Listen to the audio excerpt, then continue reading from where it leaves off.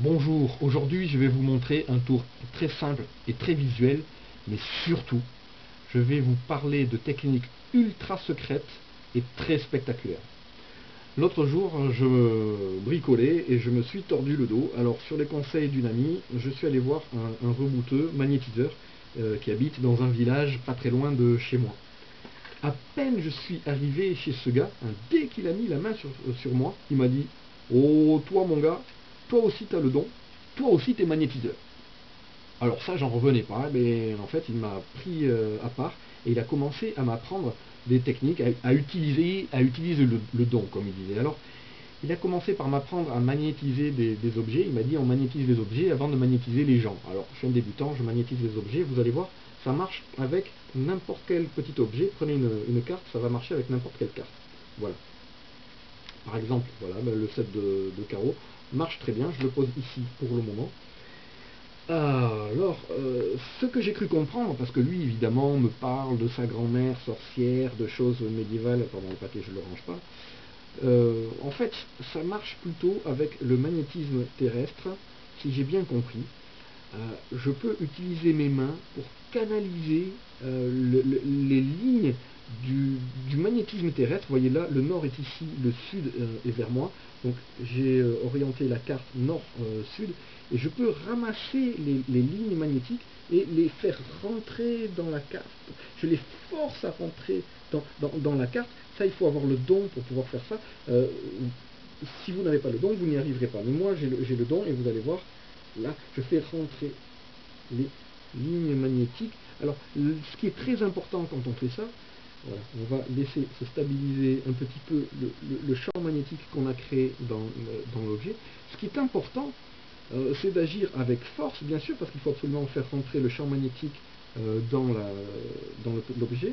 Mais ce qui est encore plus important, c'est d'agir avec une grande douceur, toujours une grande délicatesse, pour ne pas perturber le champ qu'on a créé dans l'objet. Voilà. Là, j'essaie de ne pas trop rapprocher mes mains pour ne pas changer le magnétisme. Mais bien sûr, en rapprochant mes mains, qui ont leur propre champ magnétique, j'ai changé celui de cet objet. Ce qui fait que maintenant, son méridien n'est plus forcément nord-sud comme au moment où je l'ai magnétisé, moi. Évidemment, le gars qui m'enseigne, lui, ce genre d'accident ne lui arrive pas. Mais à moi, ça m'arrive, ce qui fait que, avant de pouvoir vous montrer la propriété que ça donne à la carte, il faut que je cherche sur quel méridien elle s'est orientée. Alors je cherche un petit peu, puis quand j'ai trouvé, voilà, là j'ai trouvé, elle jaillit. Elle suit les lignes de son champ magnétique. Pardon, j'ai peut-être sorti les mains du champ, voilà. Eh bien, maintenant, comme d'habitude, les explications.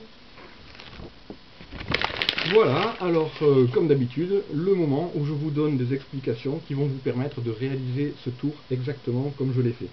Pour ce tour, j'utilise un principe qui est le principe de la savonnette. Alors si vous ne vous rappelez pas ce que c'est que d'essayer d'attraper une savonnette, je vous montre un peu l'idée. Voilà, ça c'est l'idée. J'ai mis des cartes partout.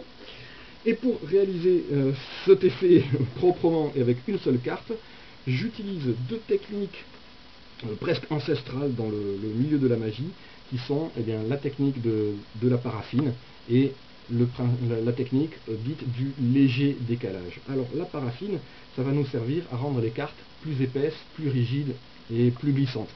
Comment est-ce qu'on fait? Aller dans un magasin de loisirs décoratifs, acheter de la paraffine, comme la paraffine à bougie. Alors attention, prenez de la paraffine blanche transparente, parce que si vous prenez de la paraffine rose parfumée à la fraise, vos spectateurs vont se douter de quelque chose. Ensuite, vous mettez ça, mélangez un petit peu de cire à parquet, pour le côté glissant. Vous mettez ça dans une casserole à feu doux. Attention ensuite, avec une pince, pas avec les doigts, vous trempez les cartes une par une dans la paraffine, vous laissez sécher sur un fil, et ensuite avec un couteau spécial, allez dans le magasin, demandez ça aux vendeurs, ils ont l'habitude, c'est un couteau avec un manche dans l'autre sens, vous raclez, vous égalisez les cartes, et vous voyez, à l'arrivée, on a quelque chose de complètement invisible, on a l'impression que c'est le jeu que j'utilise d'habitude, eh ben non, ça c'est mon jeu paraffiné. Maintenant, le principe du léger décalage. Alors pourquoi léger décalage? Je n'ai pas de microscope, pardon, je vais utiliser ces boîtiers. Imaginez que ces boîtiers sont les cartes et que vous voulez éjecter la carte qui est au milieu. Eh bien, vous allez la décaler un petit peu, comme ça en appuyant, elle va sortir. Ça, c'est le principe que je viens de vous montrer avec tout le tas de cartes. Maintenant, vous voyez que si j'ai trop décalé la carte à éjecter, quand j'appuie, elle ne bouge pas parce que je n'ai pas assez d'angle ici. Là, l'angle est trop fermé.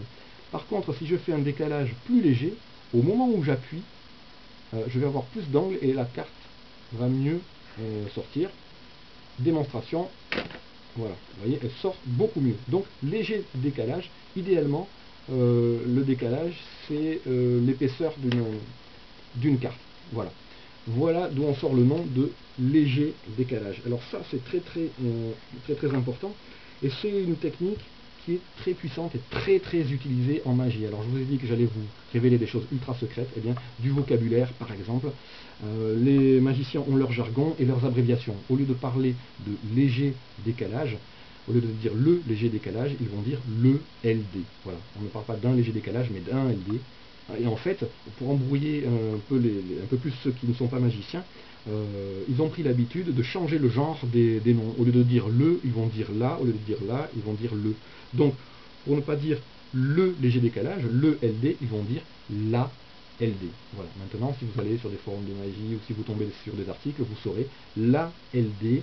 Ils font tout un mystère, mais c'est le léger décalage, technique très puissante qui permet d'éjecter les cartes ou d'autres objets.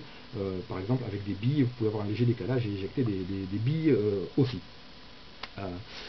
Ensuite, tant qu'on parle de vocabulaire, la technique de la paraffine, eh bien, ils ont commencé par abréger ça, dire la paraffine, la raffine, la fine, et puis depuis une cinquantaine d'années, on dit même plus fine, on dit fi. Et donc au lieu de dire la fi, hein, encore une fois, ils changent le genre, et au lieu de dire la fi, ils disent le fi.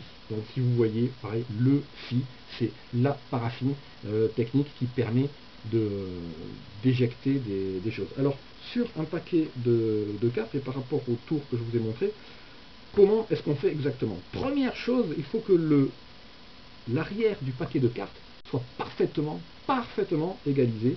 Hein. Vous pouvez vous aider d'une autre carte si jamais vous n'êtes pas sûr de vous, mais il faut qu'il soit parfaitement droit. Devant, ça peut être n'importe comment, mais derrière, il faut que ce soit bien droit. Ensuite, la carte à éjecter, ben, vous prenez celle qui vous plaît, peu importe, hein, de toute façon. Et quand vous la mettez sur le paquet, attention, voilà une façon de faire. Vous la mettez sur le paquet, vous commencez par la décaler trop, vous mettez l'ongle, là, et ensuite vous ramenez, alors c'est pas facile, hein, bon, vous ramenez la carte jusqu'à ce qu'elle touche à peine l'ongle, puis vous réégalisez un petit peu. Alors ça, évidemment, il faut le faire discrètement. Par exemple, au début, moi, ce que je faisais, c'est que j'éteignais la lumière. Et ensuite, vous reposez très bien aligné sur le paquet de cartes. Vous renfoncez un petit peu s'il le faut. Voilà, maintenant, le paquet de cartes est prêt. Deuxième partie de la technique qui est très importante, c'est la façon de tenir le paquet. Alors quand vous ramassez le paquet, ne ruinez pas tout. Ensuite, ne l'attrapez pas comme ça, comme un gros bœuf, parce que là, ce sont toutes les cartes qui vont sortir. Vous voulez sortir une seule carte. Donc ce qui est très important, c'est de continuer à guider la carte en tenant les bords. Donc vous placez vos doigts autour et le petit doigt, ici, ouais, je rapproche le petit doigt, à l'endroit où vous allez vouloir appuyer. Voilà. Tenez le paquet de façon assez légère devant, mais derrière, il faut que vous soyez prêt à appuyer très fort au moment où vous voudrez faire éjecter la carte qu'on avait choisie, donc le roi de trèfle, si je me souviens bien. Et quand vous êtes prêt, vous appuyez discrètement, et là, eh ben, oh là là, mais ça, cette carte, un jour, je vais la brûler, elle va rien comprendre.